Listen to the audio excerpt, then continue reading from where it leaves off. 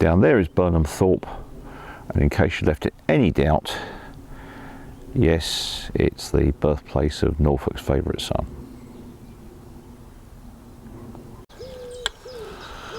Well, this is a slight departure for Warspite. We're here in the leafy, pleasant surroundings of bucolic nature at the village of Burnham Thorpe, which is not far from where I live. And right ahead of me, I'm about to rotate the camera, is that. That is Burnham Thorpe Church. Nice little bit of middle to late medieval, but primarily we're here in pursuit of a national hero. Our national hero is of course one Horatio Nelson. Now I'd like to be able to show you Nelson's birthplace. I think a lot of people would like to be able to show you Nelson's birthplace. Unfortunately we can't do that. He was born at a parsonage about half a mile behind me, and that parsonage was subsequently demolished in Victorian times. And I think even on the Ordnance Survey map there's just a little cross that says Nelson's birthplace here, and that's it. So Nelson's birthplace, Burnham Thorpe. His father was the parson here, and also at nearby Burnham Market. So let's step inside and have a look, shall we? Okay. Right, this is the interior of Burnham Thorpe Church. We're up at the this end here. First item to note, handsome bust of Horatio Nelson himself here. Why is it located here? Exactly the spot. Directly above there's a memorial to his father, Edmund Nelson, Reverend Edmund Nelson, and directly in front and down here beneath the marble slabs, those are the Nelson graves, except of course Horatio. Horatio is buried in London in an elaborate crypt underneath St Paul's Cathedral. Outside the wall here, outside the building, his sister is buried, so she didn't quite make it inside the building. So, handsome medieval church. We shall step this way.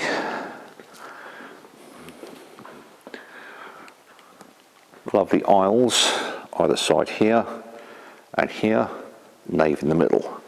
Now, of interest to naval historians, over here, this flag here, see if we can get out there. This flag here is one of two carried by HMS Indomitable. That's one of the three Invincible class battle cruisers at the Battle of Jutland, May 31st to June 1st, 1916. The other one, over this side, the Union flag, was also carried by HMS Indomitable, Battle of Jutland, May 31st to June 1st, 1916.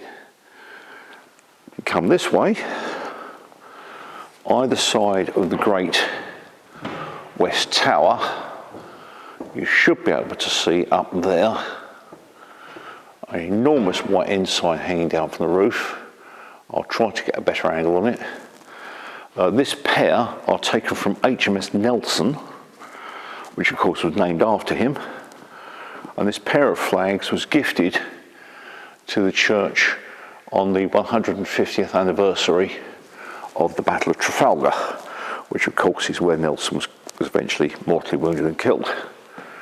I'm going to look up there again. So these two are from HMS Nelson, the other are from HMS Indomitable.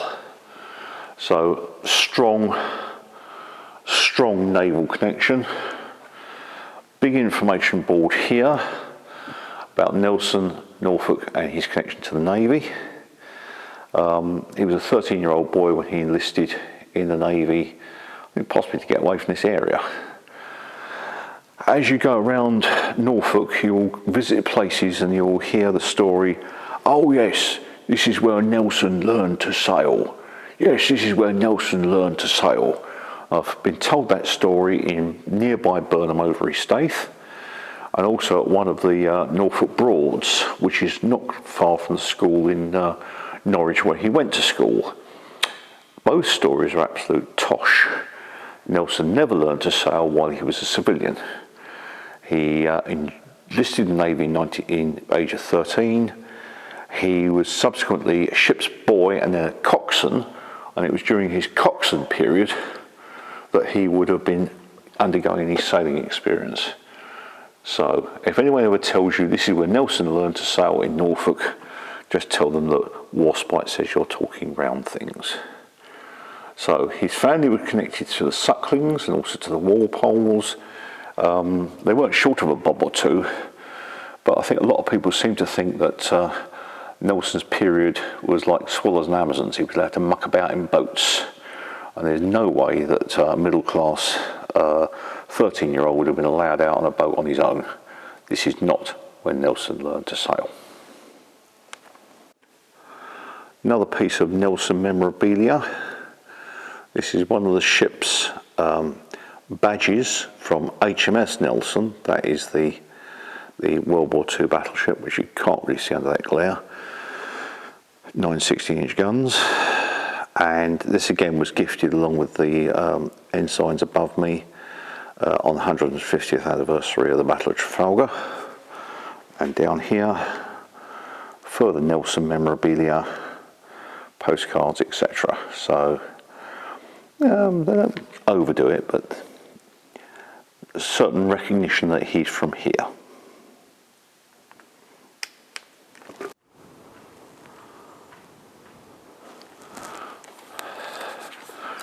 Right, I'm back outside again. Hope you can see me. Behind me is the exterior of the church. The tower is 15th century. The aisles and other parts inside date from the 13th century, possibly earlier. In common with many villages in Norfolk, we have an excellent example of a medieval church behind me, but Norfolk has so many. Estimated over 1,000 churches were in the county at one time, of which this is only one of 700 survivors. We also have a lot of ruined churches. This one's still in fairly good nick, although the tower apparently collapsed in the 19th century. There's a partial rebuild.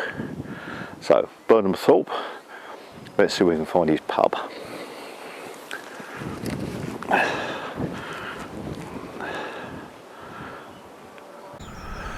Right, Nelson's church is just over there, just hiding behind those trees. And the rest of the village is located where I am now. I'm just going to pan round. The pub over here, now called, you guessed it, the Lord Nelson, is in fact where Nelson actually feasted some of the villagers on his successful return to sea on one occasion.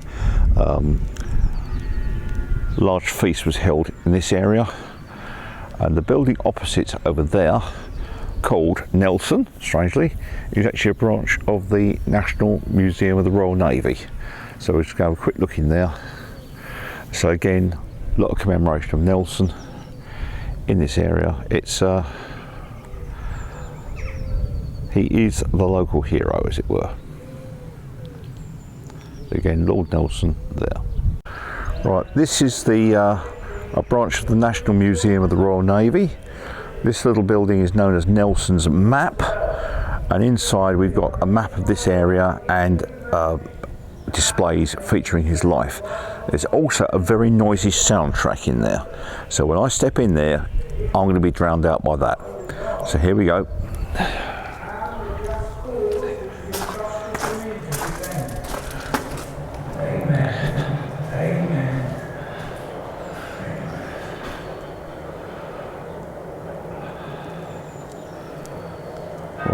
We're now inside the Nelson's Map exhibition.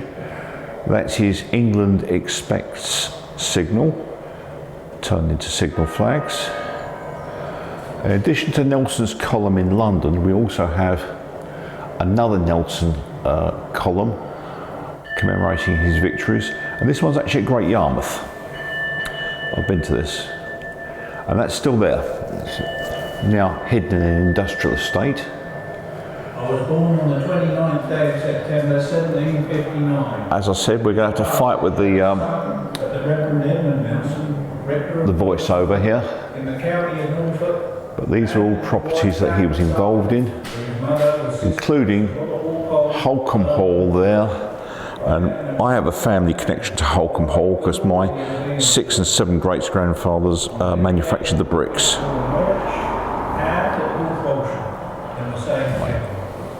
I have satisfaction that my bones will probably be laid without any funeral pomp with my father. So we have a map of the Trafalgar action there, but on the floor beneath us we have a large-scale ordnance survey map showing the county of Norwich, and in particular so as to bring credit to myself and my friends. Showing places where he had a connection, and in particular we're looking for, here we go, discharge my duty faithfully. My greatest ambition to receive approbation from my conduct. Those who have known me from my youth even until now. Burnham Thorpe was where he was born. Burnham Market, now known as Burnham Market, was known as Burnham Westgate, is where his father was a minister. And Holcombe is immediately next door, and then Wells next to sea is there. We'll get to Wells in a minute. Now I am fighting the overhead soundtrack here, which is a bit loud. There's the man himself, his full set of awards. That's sort of what got him shot. Here is the second Nelson's column, the one at Great Yarmouth. And although I can't take you to his birthplace, that building there is the one where he was born, but it was subsequently demolished. Still in the village of Burnham Thorpe. This tree was eventually carved with a chainsaw, rooted in. There it is. It's a solid tree. A local artist in the children's playground at Burnham Thorpe has turned this into a living sculpture. Still in Burnham Thorpe, it is perhaps rather fitting that the local children's playground has a boat as one of the items for entertaining the kids. So it's got a climbing system on it, got platforms, it's got 2 steering wheels and a bit of a mast. So typical children's playground. Of course, typical for bank holiday here, they're probably at the beach. So that means I can safely film here without getting arrested. So this is the local children's playground in Burnham Thorpe, and they've kindly fitted them up with a boat. Well, I mentioned just now about other pubs called the Nelson. As if to make the point, we're here in Burnham Market, close to one of the churches, and that is the Nelson, again named after our famous son. Now over here is the Burnham Sutton cum Ulf Church, and that is another one that Nelson's father was rector or vicar of at one time, and he kept that one in good order by demolishing another one that's about 300 metres behind me. And if you go back behind this road, go to a junction, look amongst the bushes and weeds, and you'll find the remains of another medieval church that's been demolished. And the material and money raised from that went into this church here. The story is told that Nelson's father was a bit of a boring sermoniser, and the sermons went on very long, and they would long for the moment that the family cook or steward would come banging on the church door to inform Nelson that the Sunday dinner was burning. So would he kindly wind up the sermon? So we're here in Burnham Market, And this is final shot of yet another pub named after Nelson. This has been a Warspite production. If you've enjoyed this, please leave a thumbs up. If you've really enjoyed it, please feel free to subscribe. I look forward to seeing you next time. This is Warspite out, and have a very good day.